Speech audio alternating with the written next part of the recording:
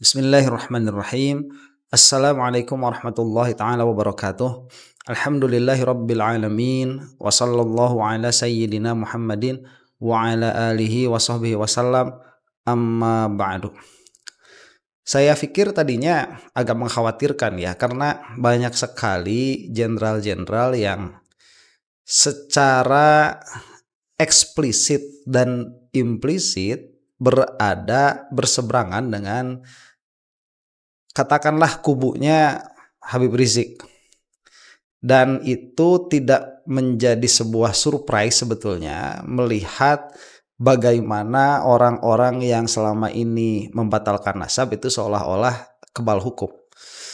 Tapi sekarang sudah mulai nampak ya, dan beberapa hari kemarin ada pernyataan dari Habib Rizik yang bagi saya itu cukup sakti ya. Jadi kalau kita mengingat dan melihat track recordnya Habib Rizik, itu beliau sudah tidak usah diragukan ya, sudah puluhan tahun berada di wilayah oposisinya pemerintah. Maka jenderal sudah silih berganti, presiden sudah silih berganti. Jadi beliau ini tahu betul bagaimana menghadapi pemerintah yang oportunis dan pragmatis. Sebetulnya sekarang kalau kita melihat ya, ada katakanlah kekhawatiran dari pihak-pihak yang kontra, yang oposisi dengan Habib Rizik. Itu bisa jadi karena posisi Habib Rizik itu sebetulnya dan seharusnya lebih menguat. Prediksinya seperti itu. Karena presidennya Pak Prabowo, kemudian kita melihat sekarang Pak Prabowo itu yang tadinya masuk dalam koalisi besar sudah mulai memperlihatkan posisi tegasnya sedikit demi sedikit, yang mudah-mudahan ini sedikit banyaknya merubah negara kita kepada arah yang lebih baik secara adat ya. Karena kasihan Pak Prabowo itu banyak sekali menanggung beban-beban akumulatif yang disebabkan oleh pemerintahan Jokowi selama 10 tahun untuk menggalang koalisi besar, lepas dari PDIP, membangun kekuatan baru, menaikkan anaknya menjadi wakil presiden. Tentu itu bukan perkara kecil ya, dan membutuhkan tenaga yang besar. Nah, sehingga ada beberapa hal yang memang kita sebagai masyarakat itu perlu sabar. Kemudian yang seharusnya ini kekuatannya memang membesar, kekuatan dari lawan pun itu semakin membesar dan semakin kuat usahanya itu ya, dan itu nampaklah sekarang. Yang tidak melihat itu saya kira kembali lagi harus mulai membuka akalnya ya, membuka mata batinnya. Mata batin itu akal itu ya, sixth sense itu. Sense ke-6.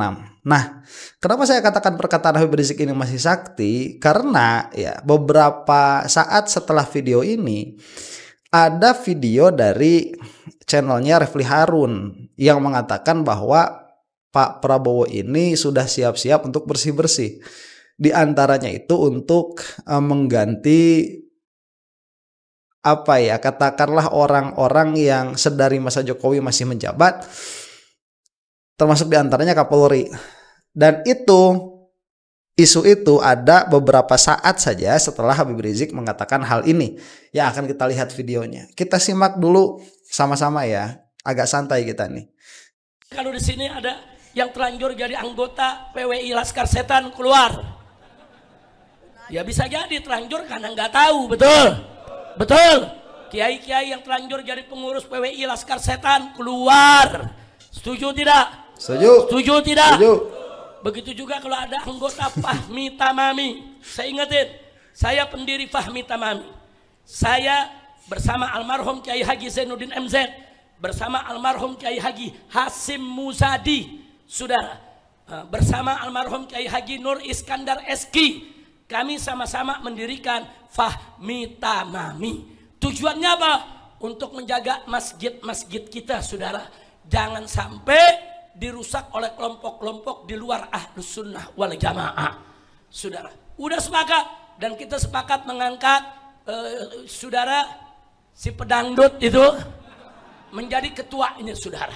Ternyata sekarang setelah Ki Hasim Muzadi meninggal, Kiai Haji Zainuddin MZ meninggal, Kiai Haji Nur Iskandar SG meninggal, saudara, Fahmi Tamami mau dijadikan sebagai kereta, sebagai kapal untuk saudara membentuk PWI Laskar Setan di mana-mana, saudara. Maka itu saya di sini, saya sebagai pendiri, saudara, saya nyatakan Fahmi Tamami dibubarkan.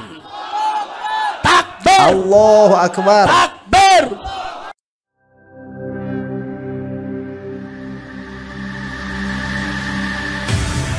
Islamic Brotherhood Television. Kalau di sini ada yang terlanjur jadi anggota PWI Laskar Setan, keluar. Ya bisa jadi terlanjur karena nggak tahu, betul, betul. Kiai-kiai yang terlanjur jadi pengurus PWI Laskar Setan, keluar. Setuju tidak? Setuju tidak? Begitu juga kalau ada anggota Fahmi Tamami. Saya ingetin, saya pendiri Fahmi Tamami. Saya bersama almarhum Kiai Haji Zainuddin MZ, bersama almarhum Kiai Haji Hasim Muzadi, saudara, bersama almarhum Kiai Haji Nur Iskandar SG, kami sama-sama mendirikan Fahmi Tamami. Tujuannya apa? Untuk menjaga masjid-masjid kita, saudara, jangan sampai dirusak oleh kelompok-kelompok di luar Ahlus Sunnah wal Jamaah, saudara. Udah sepakat, dan kita sepakat mengangkat saudara, si pedangdut itu menjadi ketua ini, saudara. Nah, kita angkat untuk apa? Untuk menyatukan umat, untuk menyatukan Ahlus Sunnah. Ternyata sekarang setelah Kiai Hasim Muzadi meninggal, Kiai Haji Zainuddin MZ meninggal, Kiai Haji Nur Iskandar SG meninggal, saudara, Fahmi Tamami mau dijadikan sebagai kereta, sebagai kapal untuk saudara membentuk PWI Laskar Setan di mana-mana, saudara. Maka itu saya di sini, saya sebagai pendiri, saudara, saya nyatakan Fahmi Tamami dibubarkan. Takbir. Allahu Akbar. Takbir. Allahu Akbar. Rekaman sebarkan, saudara. Fahmi Tamami dulu didirikan untuk menyatukan Ahlus Sunnah wal Jamaah, untuk menjaga masjid Ahlus Sunnah wal Jamaah. Itu amanat Kiai Haji Hasim Muzadi, itu amanat Kiai Haji Zainuddin MZ, itu amanat Kiai Haji Nur Iskandar SG, saudara. Oke, itu Fahmi Tamami itu setahu saya ya forum apa itu ya, kayak forum DKM lah ya, yang mana itu juga sudah ada lagi forumnya, siapa juga yang bentuk itu. Tujuannya itu untuk menangkal faham radikal. Faham radikal dulu itu dinisbahkannya kepada siapa? Kepada Salafi Wahabi sekarang. Itu dinisbahkannya. Nah ini malah dia pakai kendaraan sama Roma Irama buat bikin laskar jihad-jihadan itu ya. Saya yang masih hidup, saya jaga itu amanat, saudara. Tahu-tahu sekarang saudara mau dijadikan sebagai kapal untuk membentuk PWI Laskar Setan di mana-mana. Maka itu sekali lagi saya sampaikan, saya sebagai salah satu pendirinya, saudara, menjalankan amanat para kiai-kiai kita yang sudah meninggal dunia, rahimahullahu rahmatan wasi'ah. Kita nyatakan Fahmi Tamami dibubarkan. Takbir. Takbir. Takbir. Sallu ala Nabi. Peneliti cukup segitu aja, peneliti. Bukan kalau diterusin ramai lagi nih. Jadi maaf Kiai Sobahus Surur, memang pengajian kita di sini begini. Ada baca kitabnya, ada burdahnya, ada qiyamnya tadi, tapi juga ada juga kritik-kritik faktual dan aktual. Kami nggak benci pemerintah, nggak.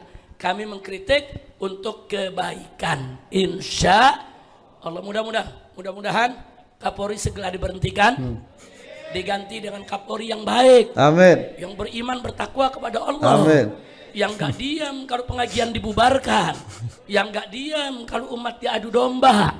Kapolri yang betul-betul ingin menjaga keamanan daripada negara kesatuan Republik Indonesia. Amin. Insya setuju Kapolri diganti? Setuju.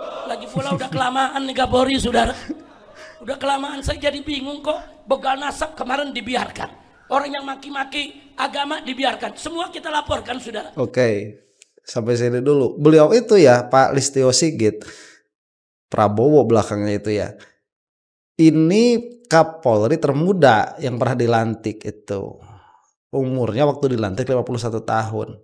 Memang lama ya untuk ukuran Kapolri, itu sudah 4 tahun dari 2021 kalau tidak salah saya baca kemarin itu. Jadi untuk ukuran Kapolri ya lama, dan memang bisa saja begitu ya, banyak rekor di zaman Pak Jokowi ini. Rekornya itu ya siapa, Pak Tito Karnavian itu ya, itu termasuk yang paling muda juga. Cuman ya entah kenapa di tengah jalan itu memang diganti oleh Kapolri yang sekarang, yang mana kebetulan Nasrani beliau itu ya, Kristen, banyak yang protes. Oh Nasrani Kristen lah sama, itu itlaknya kepada orang yang menganggap Nabi Isa sebagai anak Tuhan atau Tuhan itu sendiri. Sama, jadi orang ahli mantik itu tidak terlalu ribut dengan lafaz ya, nanti kenanya kepada makna.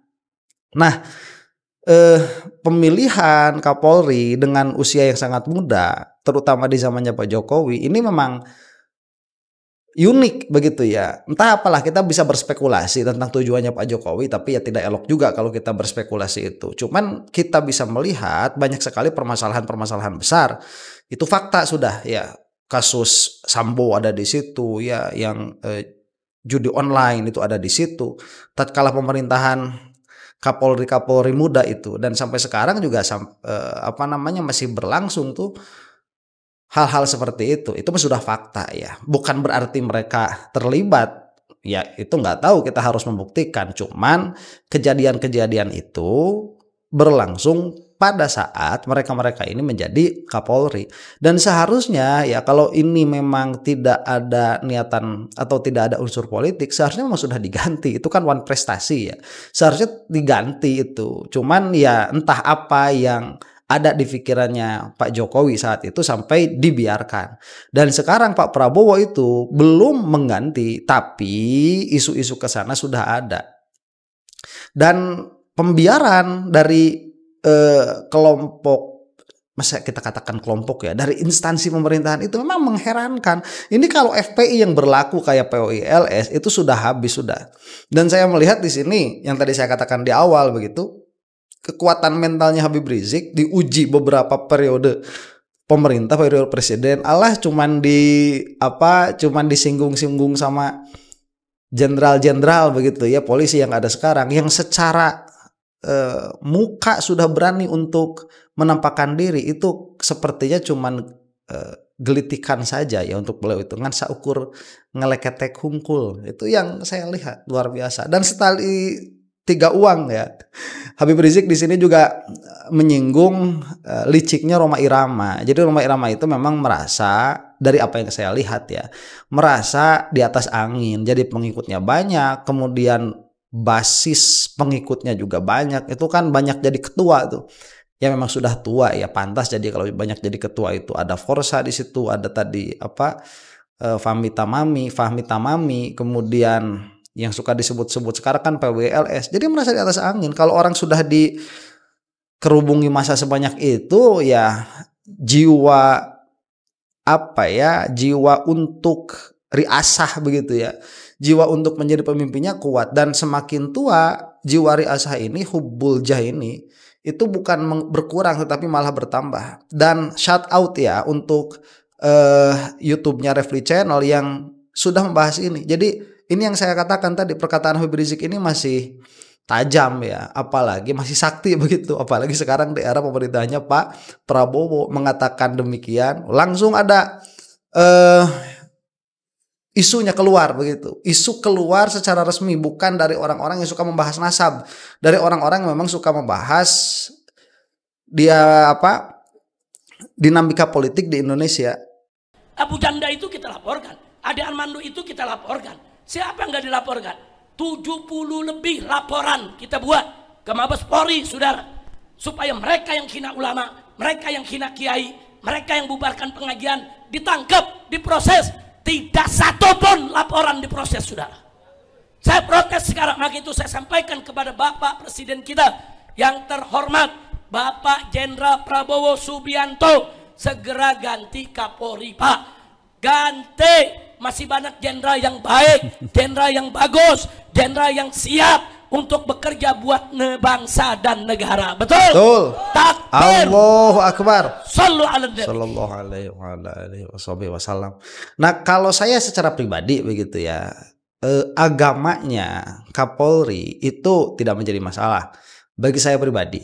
Kenapa? Karena ya yang penting saja presidennya Islam begitu. Secara KTP lah, itu yang penting lah. Kalau bagusnya sih yang betul-betul iman itu merasuk ke dalam jiwa ya, Asy'ariyah Maturidiyah, mantap itu. Kalau Asy'ariyah Maturidiyah jadi presiden yang betul-betul Asy'ariyah Maturidiyah, mantap ya. Siapa yang pernah itu? Ya Gus Dur. Gus Dur yang pernah itu. Dan luar biasa kan manuver-manuvernya beliau itu. Nah, itu bagi saya karena itu bawahan dari presiden, tidak menjadi masalah selama itu bukan pilihan politis. Dalam pengertian karena memang orang ini layak menjadi Kapolri, mau apapun itu agamanya ya terserah, yang penting dia memang qualified, memiliki kualifikasi. Tetapi nyatanya sekarang sudah itu Kristen begitu ya, kemudian kualifikasi untuk memimpin institusi sebesar itu juga tidak ada begitu. Apalagi tatkala pertama kali beliau dilantik, umur masih 51 tahun, repot ini sebetulnya. Dan itu nampak dari banyaknya permasalahan-permasalahan di institusi polisi itu. Masih banyak polisi yang baik, betul. Masih banyak jenderal yang baik, sangat. Ya, sangat benar itu, sangat betul itu. Saya ini memiliki beberapa murid ya, yang kebetulan alhamdulillah jabatannya juga bukan kecil-kecil begitu ya. Saya nggak ngerti ini, masih umur segini, masih seumur jagung, tetapi yang ngaji itu alhamdulillah itu nggak usah dibahas terlalu dalam ya, cukup menjadi senjata rahasia saja. Ala kulli hal ini menjadi unik begitu. Jadi bukan kita nggak proses, saudara, nggak dilayanin saudara. Nah, termasuk Fuad Monyet sampai sekarang nggak dilayani, saudara. Ujung-ujungnya rapat adat, saudara. Mau dimaafkan silakan, rapat adat silakan, laporan proses nggak ada diproses. Oke, itu betul, seharusnya itu kan pidana ya, sudah masuk. Atau mungkin karena memang deliknya delik aduan dan yang dihinanya yaitu guru tua memang sudah wafat. Mungkin kalau dalam segi ini ya, saya kira desakannya memang harus desakan sosial secara pidana, entahlah dari apa yang saya lihat dan dari apa yang saya dengar dari para pakar hukum ya. Cuman kalau misalkan orang-orang seperti Ade Armando yang semakin berani nyerempet Islam tuh, kemudian Abu Janda itu kan peliharaannya dari zaman Pak Jokowi. Saya tidak mengatakan Pak Jokowi ya, dari zaman Pak Jokowi. Ini memang hancur-hancuran. Orang yang kalau Ahok itu Masya Allah itu sampai rame kan diproses. Setelah Ahok itu Jokowi naik, nggak ada orang-orang yang menghina agama. Ini sudah betul-betul penghinaan loh ya. Itu sudah masuk ke dalam penistaan agama. Orang nggak tahu apa bukan sedang dalam perdebatan dalam rangka mengenal satu agama dengan agama yang lain. Itu kan sudah ada sejak dulu kan, Bambang Nursena diantaranya.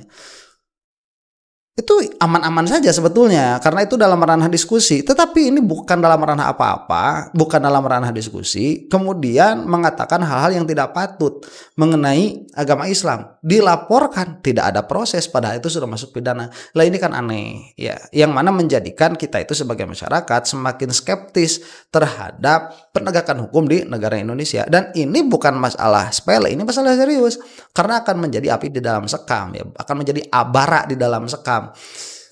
Bisa meledak suatu waktu itu. Entahlah apa yang diinginkan oleh orang-orang yang ada di atas, oleh pemerintah itu. Jadi logikanya pemerintah itu kan suka agak berbeda dengan logikanya kita. Kita rakyat itu ya hampir tidak menikmati kekayaan negara sama sekali. Hampir tidak menikmati kekayaan negara sama sekali. Yang katanya negara kita ini kaya raya, sumber daya alamnya melimpah dan lain sebagainya. Tetapi kan kita sebagai rakyat tetap saja mencari penghidupan itu masing-masing dengan cara sendiri. Jadi kita itu betul-betul menginginkan kebaikan untuk negara, betul-betul. Tetapi orang-orang yang pejabat-pejabat, dan kita ini harus bisa melihat hal ini ya, bahwa di negara Indonesia ini pertarungannya kan sudah pertarungan antar keluarga dan antar klan. Kalau kita lihat itu pemetaannya itu tidak bisa dikeluarkan dari garis keturunan orang-orang sesaat setelah merdeka negara Republik Indonesia, karena mereka yang punya jaringan, mereka yang punya kekuatan, sehingga kedoknya saja demokrasi, tetapi di belakangnya itu ya tetap saja ke oligarki, malah bisa jadi monarki yang sedang Game of Thrones begitu ya, yang sedang permainan kekuatan politik. Dan tadi sekali lagi kekuatan rakyatnya itu sekarang sedang dipegang oleh Habib Rizik, yang mana ya kita melihat kadang-kadang melemah, kadang-kadang menguat begitu. Ini mudah-mudahan lah timbul kebaikan. Semua sudah kita laporkan, saudara. Siapa yang tidak kita laporkan? Yang menghina ulama kita laporkan. Yang bubarkan pengajian kita laporkan, saudara. Yang menghina agama kita laporkan. Saat ini laporannya semua ada di Korlabi, saudara. Koordinator pelaporan, saudara, untuk membela Islam dipimpin oleh Pak Damai Lubis, Hari Damai Lubis, saudara, yang memimpinnya. Udah, laporannya setumpuk kita punya. Tidak ada yang diproses. Nah, saya berharap di pemerintahan Prabowo yang baru ini, saudara, semua pelanggar hukum harus diproses. Betul. Betul. Betul. Takbir. Allahu Akbar. Mudah-mudahan Allah kabulkan doa kita. Amin. Mudah-mudahan Bapak Presiden kita dilindungi oleh Allah. Amin. Dijaga oleh Allah. Amin. Dijauhkan dari pejabat-pejabat yang kotor. Amin. Pejabat-pejabat yang merusak. Amin. Dikirim oleh Allah menteri-menteri yang baik. Amin. Pejabat-pejabat yang baik. Amin. Pejabat-pejabat yang mau bantu Bapak Presiden. Amin. Supaya negara ini menjadi negara yang baik. Amin. Ala hadhihi niyya wa likulli niyatin salihah wa ila hadratin nabiyil mustafa Sallallahu alaihi wasallam wasallam. bisirril Fatihah. A'udzu billahi minasyaitonir rajim. Bismillahirrahmanirrahim. Alhamdulillahi rabbil alamin. Arrahmanir rahim. Maliki yaumiddin. Iyyaka na'budu wa iyyaka nasta'in. Ihdinas siratal mustaqim. Siratal ladzina an'amta 'alaihim ghairil maghdubi 'alaihim waladdallin. Amin. Nah, itu tadi yang dikatakan oleh Habib Rizik, mewakili insyaallah apa yang diinginkan oleh kita sebagai masyarakat.